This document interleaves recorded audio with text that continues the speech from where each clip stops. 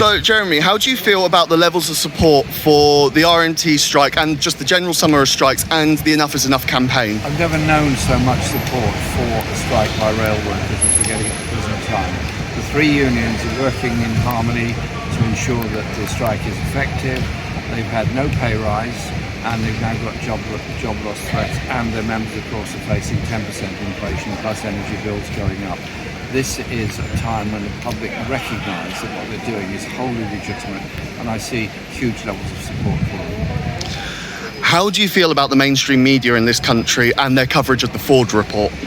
Well, I think the mainstream media coverage of the Forde Report has been minimal at best, failed to read it, failed to analyse it, and I think that's extremely disappointing. So we will be holding an event at Labour Party conference in which we will go through the report in a great deal of detail and explain where we think it is actually helpful and supports the contentions that I've been making.